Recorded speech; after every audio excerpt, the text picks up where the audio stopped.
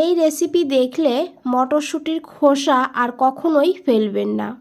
মটরশুঁটির খোসা দিয়ে যে এত সুন্দর মুখরোচক রেসিপি হয়, এটা না দেখলে বুঝতে পারবেন না। আর এই রেসিপিটা বানালে দুপুরবেলা গরম ভাতে আর কিচ্ছু লাগবে না, এটা দিয়েই এক থালা ভাত খেয়ে নেবেন। নমস্কার বন্ধুরা, আজকে নিয়ে এসেছি মটরশুঁটি দিয়ে দুটো রেসিপি। প্রথমে আমি মটরশুঁটির খোসা দিয়ে বানাবো দারুণ স্বাদের মুখরোচক একটা রেসিপি, আর তারপরে মটর দিয়ে বানিয়ে নেব ডিম মটরের রেসিপি।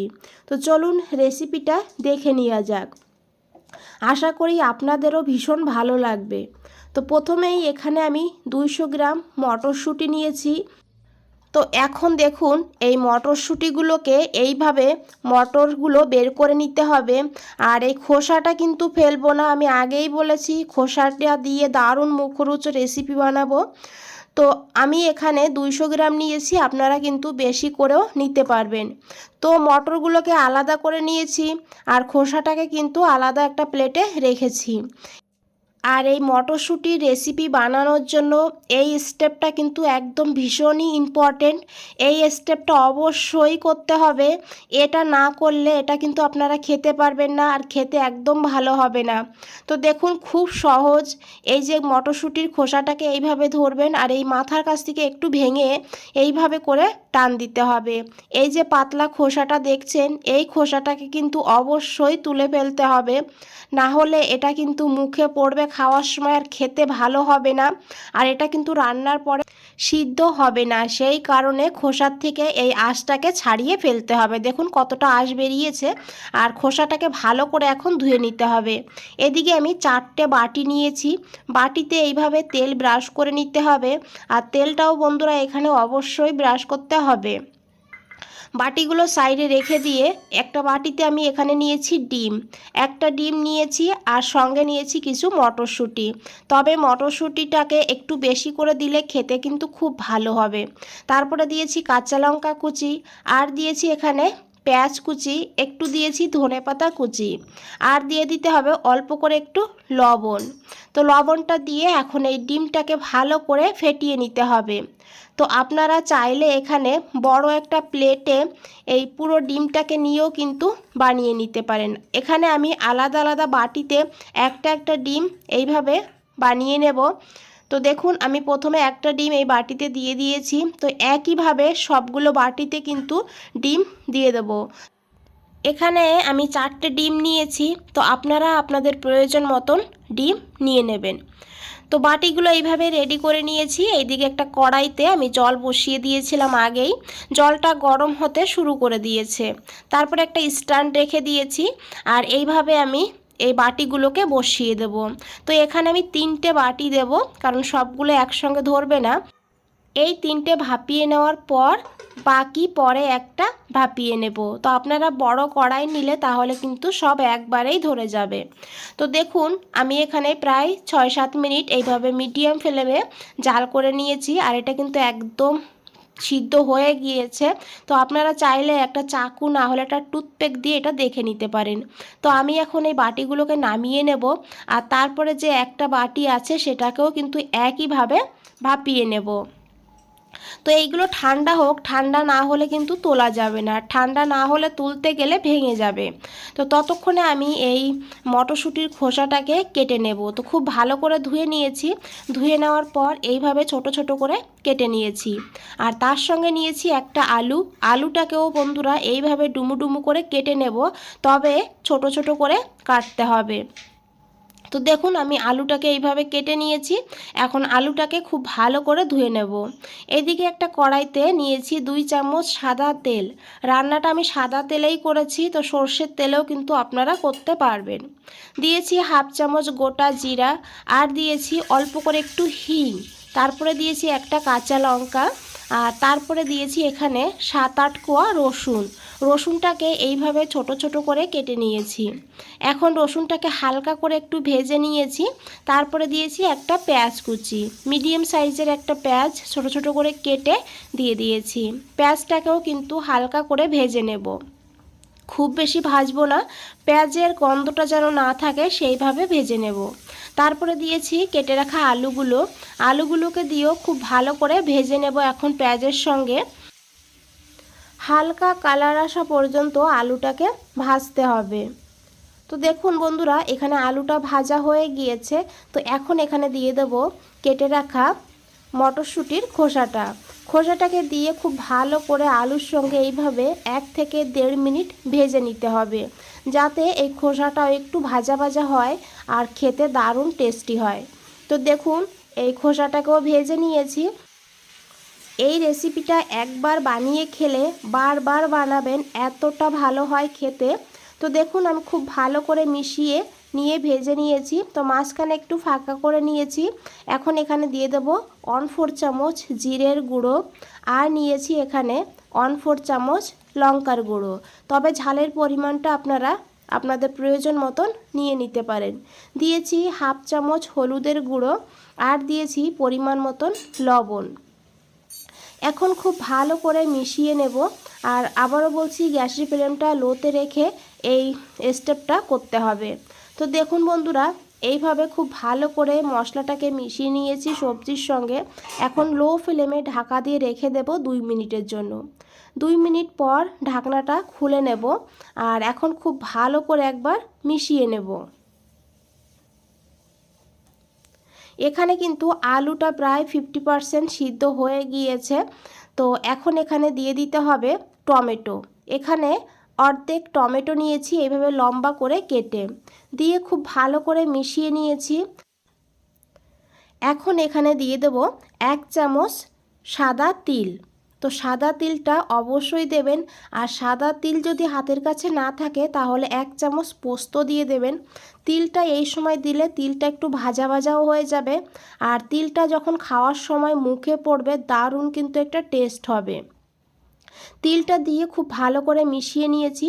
তারপর ঢাকা দিয়ে এইভাবে 3 থেকে 4 মিনিট লো ফ্লেমে রেখে দিয়েছি। তো আপনারা চাইলে একটু জলের ছিটেও এখানে দিয়ে ঢাকা দিতে পারেন, না হলে নিচে গুঁড়ো মশলাটা লেগে যেতে পারে। তো দেখুন, ঢাকনাটা খুলে নিয়েছি 4 মিনিট পর। এখন খুব ভালো করে মিশিয়ে নিয়েছি। তো এইভাবে খুন্তি দিয়ে একটু চেপে চেপে ভালো করে মিশিয়ে নিতে হবে। তারপরে দিয়ে দিয়েছি এখানে 1/2 চামচ চিনিটা অবশ্যই দেবেন। এই রেসিপিটা টক ঝাল মিষ্টি হবে, দারুণ একটা ফ্লেভার হবে। দিয়েছি 1/4 চামচ আমচুর পাউডার। তো আমচুর পাউডার যদি হাতের কাছে না থাকে তাহলে এখানে চাট মশলা, তাছাড়া লেবুর রসও কিন্তু অ্যাড করতে পারেন। তারপরে খুব ভালো করে মিশিয়ে নিয়েছি, আর মিশিয়ে নিয়ে দিয়ে দিয়েছি এখানে ধনেপাতা কুচি। ধনেপাতাটাকে দিয়েও খুব ভালো করে মিশিয়ে নিতে হবে। তারপরে 2 মিনিটের জন্য স্ট্যান্ডিং টাইমে রেখে দিলেই কিন্তু একদম মুখরোচক মটরশুঁটির খোসা রেডি হয়ে যাবে। তো এটা থাক ঢাকা দেওয়া। তো এখানে দেখুন, আমি একটা মশলা করে নেব। নিয়েছি কিছু ধনেপাতা ডাঁটা সহ, নিয়েছি একটা টমেটো এইভাবে কেটে, আর নিয়েছি এখানে 6-7 কোয়া রসুন, 1/2 ইঞ্চি আদা, একটা কাঁচা লঙ্কা। তো ঝালটা আপনারা আপনাদের প্রয়োজন মতন নিয়ে নেবেন। এখন এই মশলাটাকে একদম মিহি করে বেটে নিতে হবে। এদিকে দেখুন বন্ধুরা, ডিমটাও ঠান্ডা হয়ে গিয়েছে, আর ঠান্ডা হয়ে যাওয়ার পরেই তুলবেন, না হলে কিন্তু ভেঙে যাবে। খুব সহজেই তুলে নিতে পারবেন। একটা চামচ দিয়ে এইভাবে সাইড দিয়ে ঘুরিয়ে নিলেই কিন্তু এটা উঠে যাবে খুব সহজে। দেখুন, আর বাটির গায়ে একদম কিছুই লেগে নেই, আর কতটা সুন্দর হয়েছে। তো আপনারা চাইলে এটা পিস পিস করে কেটেও কিন্তু রান্না করতে পারেন। তো সবগুলোকে আমি তুলে নিয়েছি। আর এদিকে দেখুন, পরিবেশনের জন্য একদম রেডি হয়ে গেছে মটরশুঁটির খোসা আর আলুর সবজি। তো এটা রুটি, ভাত সব কিছুর সঙ্গেই আপনারা খেতে পারবেন। আশা করি দেখে বুঝতেই পেরেছেন কতটা লোভনীয় হয়েছে। তো এদিকে আমি একটা কড়াইতে দিয়েছি 2 চামচ সর্ষের তেল। তো সর্ষের তেলটাকে ভালো করে গরম করে নিতে হবে। তারপরে দিতে হবে এখানে জিরা। এখানে 1/2 চামচ জিরে নিয়েছি, আর একটা তেজপাতা, আর নিয়েছি এখানে 2টো শুকনো লঙ্কা। তো আপনারা চাইলে বন্ধুরা এখানে সাদা তেলেও রান্না করতে পারেন। তারপরে নিয়েছি এখানে একটু দারচিনি আর 2টো ছোট এলাচ। এই ফোড়নটাকে একটু ভেজে নেব। আর তারপরে এখানে দিয়ে দেবো পেঁয়াজ। এখানে বড় সাইজের একটা পেঁয়াজ এইভাবে ছোট ছোট করে কেটে নিয়েছি। পেঁয়াজটাকে হালকা গোল্ডেন ব্রাউন করে ভেজে নিতে হবে। তো দেখুন বন্ধুরা, এখানে আমি পেঁয়াজটাকে ভালো করে মিশিয়ে নিয়েছি। তো এখন এখানে আমি হাফ চামচ চিনি অ্যাড করে দিয়েছি। চিনি দিলে পেঁয়াজটা খুব তাড়াতাড়ি ভাজা হবে আর এই রেসিপির কালারটাও খুব সুন্দর হবে। চিনিটা দিয়ে খুব ভালো করে মিশিয়ে নিয়েছি। আর দেখুন পেঁয়াজটা কিন্তু এইভাবেই ভেজে নিতে হবে। তারপরে দিয়েছি এখানে বেটে রাখা মশলাটাকে দিয়েও 2-3 মিনিট ভালো করে কষিয়ে নিতে হবে, যত সময় না এই মশলা থেকে তেলটা ছেড়ে দিচ্ছে। তো ঢাকা দিয়ে আমি মশলাটাকে রেখে দিয়েছিলাম 2 মিনিটের জন্য। 2 মিনিট পর ঢাকনাটা খুলে নিয়েছি। এখন খুব ভালো করে মিশিয়ে নিয়েছি। তো দেখুন বন্ধুরা, মশলা থেকে কিন্তু তেল ছেড়ে দিয়েছে। তো এখন এখানে দিয়ে দিতে হবে পরিমাণ মতন লবণ,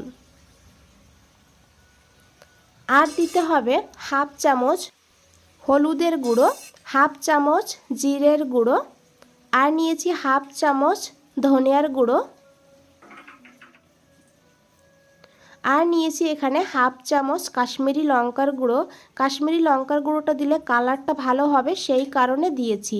তো আপনারা না চাইলে না দিলেও হবে। তারপরে দিয়েছি একটু জলটা দিয়ে খুব ভালো করে মিশিয়ে নিতে হবে। এখন এই মশলাটাকে খুব ভালো করে কষিয়ে নিতে হবে, যত সময় না এইভাবে মশলা থেকে তেলটা ছেড়ে দিচ্ছে। তো তারপরে এখানে দিয়ে দিয়েছি মটরশুঁটি। তো কিছু মটরশুঁটি আমি রেখে দিয়েছিলাম, সেই মটরশুঁটিগুলোই কিন্তু দিয়ে দিয়েছি। এখন খুব ভালো করে মিশিয়ে নেব। আর মশলার সঙ্গে মটরশুঁটিটাকে কষিয়ে নিলে মটরশুঁটি কিন্তু সফট হয়ে যাবে। তো দেখুন খুব ভালো করে মিশিয়ে নিয়ে ঢাকা দিয়ে রেখে দেব লো ফ্লেমে 2 মিনিট। 2 মিনিট পর ঢাকনাটা খুলে নিতে হবে। আর এখন খুব ভালো করে একবার মিশিয়ে নিতে হবে।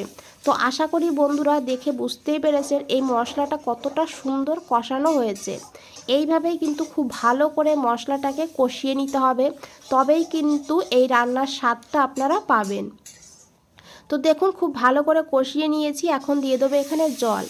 এখানে অবশ্যই উষ্ণ গরম জল দিতে হবে, একদম ঠান্ডা জল দিলে তাহলে রান্নার টেম্পারেচার কিন্তু কম হয়ে যাবে আর রান্নার স্বাদটাও কম হয়ে যাবে। তো জলটা আপনারা আপনাদের প্রয়োজন মতো নেবেন, যেমন গ্রেভি রাখবেন সেইভাবে। তো আমি খুব বেশি ঘনও করব না, আবার একদম পাতলাও করব না, তো সেই হিসাবে জলটা দিয়েছি। তো এইভাবে যখন গ্রেভিটা খুব ভালো করে ফুটে উঠবে তখন এই ডিমটাকে দিয়ে দিতে হবে, দিয়ে খুব ভালো করে মিশিয়ে নিতে হবে। আর এইভাবেই 5 মিনিট মিডিয়াম ফ্লেমে রান্না করে নিতে হবে। তো দেখুন বন্ধুরা, 5 মিনিট এখানে আমি রান্না করে নিয়েছি।